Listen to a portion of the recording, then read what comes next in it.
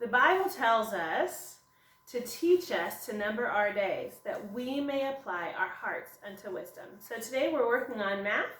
We're numbering our days. Today is day 21, so we've been at it for a long, long time. You're doing a great job. We're going to take a look today at some math. In your binder today, the only two math pages you're going to need are these two pages. And we're going to go through them during the lesson today. So this one says lesson worksheet 127. This says lesson worksheet 128. We have two new concepts we're going to look at today, and we'll go through those worksheets together.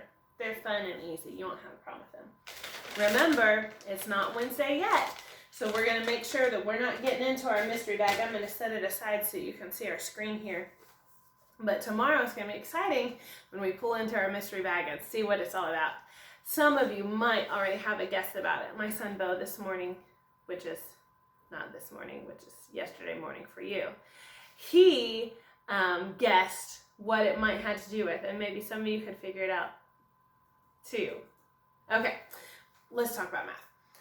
So we're going to take a look here at a new math idea. What you're going to need to begin with is this lesson worksheet 127. We're going to talk about subtracting two-digit numbers, which is very similar to adding two-digit numbers. You'll notice they look a lot like what we did in the past, only these are, instead of adding, we're subtracting, okay? So I'm going to take a look here. My numbers on the board there, if you can't see it, it says 57 minus 12. Just like we did with adding two-digit numbers, we're going to use pennies to show how to subtract. The ones that I'm doing right now are not on here, so you can set this aside for now. So it says 57 minus 12. So I'm going to tap my dimes and my pennies, and they're going to show we have, for 57 minus 12, we're going to start with 57 cents. So I have 5 dimes and 7 pennies, okay? Remember, the dimes equals groups of 10, so the dimes are in one column, and the pennies equals groups of 1. So there's 7 in the ones column. So 57. We're going to take away 12 cents. You see that? 12 cents went away. Now I want to see what I have left over. Now I have 4 dimes and 5 pennies left over, and we know that that's 45 cents. Now, you can subtract easily by looking at each column. 7 minus 2 equals 5. 5 minus 1 equals 4. So we know that 57 minus 12 equals 45. Okay, let's look at the next one. Here we have 46 minus 21. So if I tap my dimes and my pennies, we would find that we had 4 dimes. That's not 6 pennies. That's too many pennies. We'll disregard that. 4 dimes, and it looks like Miss Zimmerman, how many did I put there? 1, 2, 3, 4, 5, 6, 7, 8. Mrs. Zimmerman must have gotten really confused. So let's do it this way. Crazy, right? Let's do it this way. I will show 4 dimes. 1, 2, 3, 4. Oh goodness. Mr. Zimmerman, and it's going crazy over here. 1, 2, 3, 4, 5, 6. Now we have 4 dimes and 6 pennies. Whew, work that one out. Okay, so now we're showing 4 dimes and 6 pennies, and that's 46 cents. Then it says we're going to subtract 21 cents. So I'm going to take away 2 dimes. I'm going to take away this one. Hold on. I'm going to take away 2 dimes and 1 penny. That's so confusing. I'm so sorry that's happening. Mrs. Zimmerman's having a hard time here. Here we go. Now it's easier to see. So now there's 2 dimes and 5 pennies left over. So we know that 46 minus 21 equals 25. Another way, you can just easily subtract. It'd be a lot easier than Mrs. Zimmerman's confusing coins, right? 6 minus 1 is 5. 4 minus 2 is 2. Keep them lined up in the columns. So 46 minus 21 is 25. Last one. Let's see if I got the right number of coins now. Okay, we have 87 minus 16. So we know that 87 is 8 dimes. Whew, it's right. 1, 2, 3, 4, 5, 6, 7, 8. And then 7 pennies. So 1, 2, 3, 4, 5, 6, 7. So we see that there's 8 dimes and 7 pennies. All right? Now, it says 87 minus 16, so I'm going to take 16 away. So, that's not what I want to take. Let's try again. There goes 16. I took away 1 dime and 6 pennies. And now, I have 71 cents left. That's 7 dimes and 1 penny. Another way to do it, I can just look at my column. 7 minus 6. 7 minus 6 is 1. 8 minus 1 equals 7. So 87 minus 16 equals 71. So now you'll notice on the paper here, you'll notice that there are dimes and pennies on your paper in the same way that we had it. Now, what I'm going to do here matches your paper. So stay with me. Okay? All right, here we go. Let's look at number 1 right here. It says 73 minus 13. Now, I don't have dimes and pennies now, so all I'm going to do is I'm going to add and I'm going to subtract within these columns. Remember, we start with the penny column. So, what is 3 minus 3? Well, 3 minus 3 equals 0. What is 7 minus 1? 7 minus 1 equals 6. So, 73 minus 13 equals 60. Okay, so you're going to write 60 in the blank right there. Can you help her, please? Okay, let's look at number 2. For number 2, we have 65 minus 24. So I have the same thing up here, 65 minus 24. So if I just look at my columns, 5 minus 4, 5 minus 4 equals 1, and 6 minus 2 equals 4.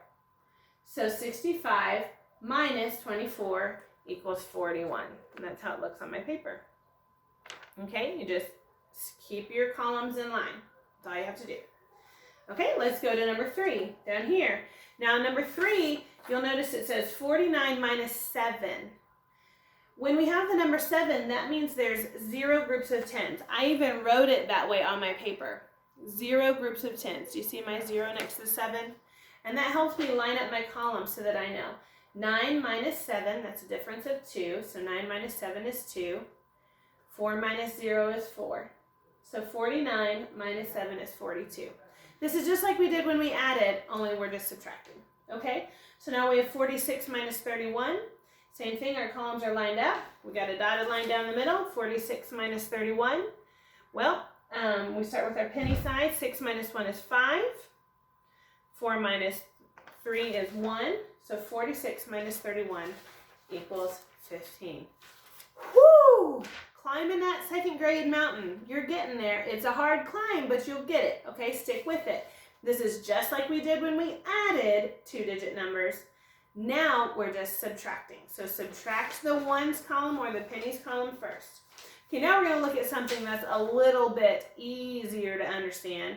We're going to talk for a minute about a thermometer. And I have a nice thermometer up here. Looks like it's a nice sunny day outside.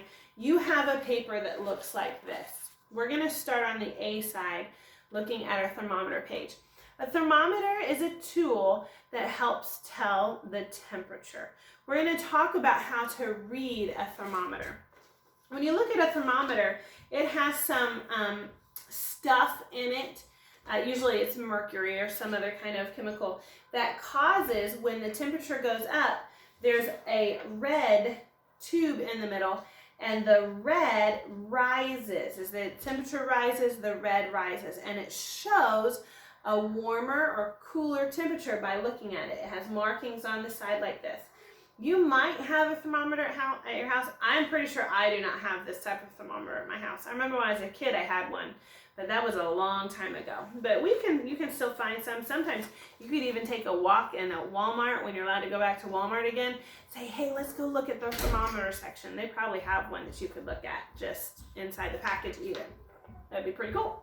Okay, so my thermometer here, Thermometers can be read by Celsius, which is not something we do, or Fahrenheit. That's what that F means. And then there's a little circle here, and you can see it on yours. There's a little circle that means degrees. That tells how hot or cold something is.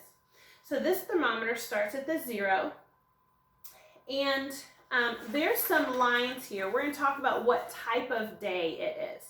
Okay, so looking here, I have hot, warm, cool, and cold. Well, hot days have higher numbers. Cool and cold days have lower numbers. So we're going to start with the cold section. My thermometer is pointing on this paper is pointing to 30 degrees. If it's pointing to 30 degrees, I'm going to make my temperature rise just a little bit. It's pointing to 30 degrees. You see right there? That would be a cold day. That's cold enough to snow. So I'm going to write the word cold right there on that line. Okay? That is a cold day, right? Cold enough to snow is cold. Okay? The next marking on your paper, it goes to 60 degrees. So I'm going to make my thermometer go up to 60 degrees. Oh, see, the red is rising. 60 degrees is about what we woke up to this morning. Little chilly, you might want to put on a jacket, but not cold. It's not going to snow. And I would use the word cool to describe that. You see I have the word cool. So on your 60 degree line, you're going to write cool for a cool day. C-O-O-L. And then we go up to 80 degrees. Now when I get up to 80 degrees, I say that 80 degrees is pretty hot. I would be more likely to say that 70 degrees is warm. But for our cases here, we're going to call that a warm day. That's getting kind of hot. Warm. 70 or 80 degrees is warm. That's when you're ready to play in the water. Maybe you want to go for a swim. You start to sweat a little bit. You're going to start wearing shorts. Okay? So you can mark that that's a warm day. W-A-R. And then we go all the way, oh my goodness, up to 100 degrees.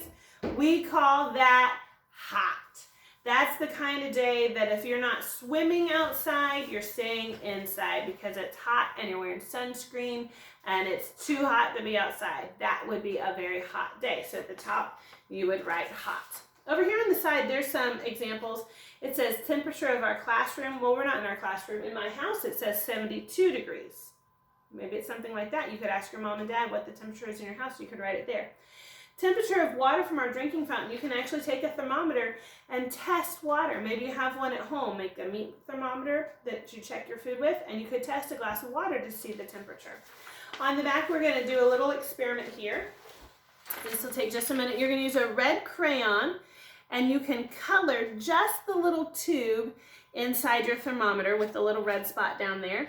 We want to color it till it gets to 30 degrees. You might want to pause the video and take a look at how mine is. And color to 30 degrees, and we're going to write 30 degrees at the top of our paper. Okay, once you've done that, you're going to come down here to the bottom. It says, what type of day is it? That 30 degrees, that would be a cold day, right? Whew, cold enough to snow, so we would circle the word cold.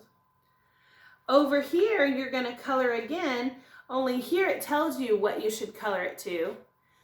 We're going to color to 100 degrees, kind of like mine is up here. 100 degrees. So take a minute. You're going to color all the way to 100 if you need to pause the video. Okay, if you've colored that, then you know what kind of day is that. That's a hot day. Okay, so we're going to have a lot of fun learning about our temperatures. I hope you enjoyed doing those worksheets with me. We'll be done with our math as soon as the next thing you're going to do is you're going to start your seat work.